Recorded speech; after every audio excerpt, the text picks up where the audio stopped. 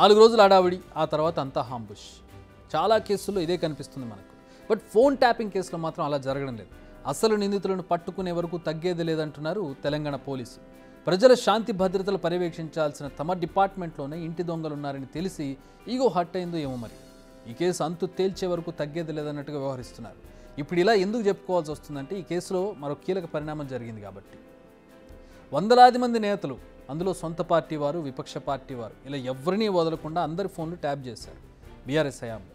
ఇప్పటికీ అనేక మందిని అరెస్ట్ చేశారు, విచారించారు, కీలక విషయాలు తెలుసుకున్నారు. కన్ఫెషన్ రిపోర్ట్లు మనం చూసాం.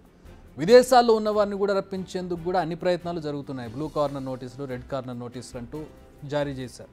అంటే ఎస్ఐబి మాజీ చీఫ్ ప్రభాకర్ రావు, ఓ మీడియా ఛానల్ అధిపతి శ్రవణ్ రావును కూడా ఇండియాకు తిరిగి తీసుకొచ్చే పనులు జరుగుతున్నాయి.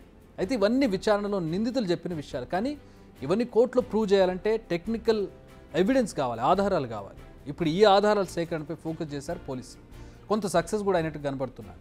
ఫోన్ ట్యాపింగ్ కేసుకు సంబంధించి కీలకమైన టెక్నికల్ ఆధారాలు సేకరించారు పోలీసులు. విచారణలో తెలుసుకున్న విషయాలకు అనుగుణంగా కొండాపూర్ కన్వర్జెన్స్ ఇన్నోవేషన్ ల్యాబ్స్లో సోదాలు నిర్వహించారు. అక్కడి నుంచి 3 సర్వర్లు, హార్డ్ డిస్క్లు, 5 మ్యాక్ మినీ డివైజులను సీజ్ చేశారు. అంతేకాదు ఆ సంస్థ డైరెక్టర్ రవికుమార్ను విచారించారు. ఫోన్ ట్యాపింగ్ జరిగిందని చెప్పడానికి సంబంధించిన టెక్నికల్ ఆధారాలను సేకరించారు. అంతేకాదు రవికుమార్ నుంచి 160 సిఆర్పిసి కింద స్టేట్మెంట్ రికార్డ్ చేశారు. అదే సంస్థలో పనిచేసే manager Anantachari, software engineer Sitaram, Srinivasulu statement కూడా రికార్డ్ చేశారు. అక్కడ సీజ్ చేసిన పరికరాలను ఫోరెన్సిక్ అనాలిసిస్ కోసం పంపించారు. సో ఈ కేసులో మరో స్టెప్ ముందుకు పడ్డట్టుగానే కనపడుతుంది. ఎందుకంటే కేవలం స్టేట్మెంట్స్, వాంగ్మూలాలతో పని జరగదు. వీటికి దర్యాప్తుకి కావాల్సినటువంటి టెక్నికల్ ఎవిడెన్స్ ఉంటేనే ఆ దర్యాప్తు పూర్తవుతుంది. అధికారాన్ని అడ్డుపెట్టుకుని అక్రమాలు చేసిన వారికి కోర్టులో శిక్ష పడాలంటే ఈ ఆధారాలు కావాలి. ట్యాపింగ్ చేశారు సరే, ఎలా చేశారు, దీనికి సంబంధించిన టెక్నాలజీని ఎక్కడి నుంచి తీసుకొచ్చారు, ఏ టెక్నాలజీ తీసుకొచ్చారు, ఎలా తీసుకొచ్చారు, దానికి సహాయం చేసిన వారెవరు, ఎప్పుడెప్పుడు చేశారు, ఎలా చేశారు, ఇలా ప్రతి ప్రశ్నకు కోర్టుకు సమాధానం చెప్పాల్సి ఉంటుంది, వాటిని చూపించాల్సి ఉంటుంది. అందుకే టెక్నికల్ అంశాలపై కంప్లీట్గా ఫోకస్ చేస్తుంది ఇన్వెస్టిగేషన్ టీం. ఇక్కడ విషయం కూడా క్లారిఫై అయిపోయింది. అదేంటంటే ఈ ట్యాపింగ్ కోసం బయట నుంచి హెల్ప్ తీసుకున్నారు.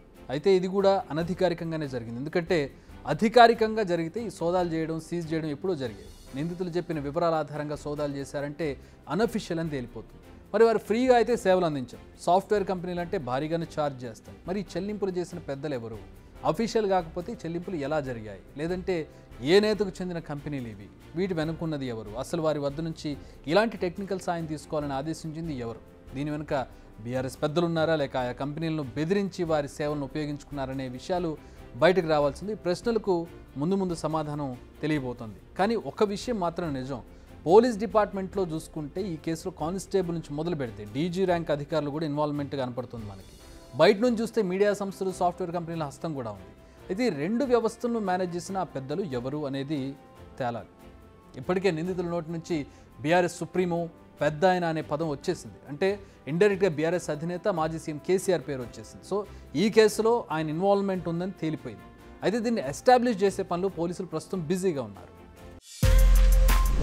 బిగ్ టీవీ అవుట్లుక్ కథనాలు నచ్చితే వెంటనే బిగ్ టీవీ ఛానల్ ను సబ్స్క్రైబ్ చేయండి.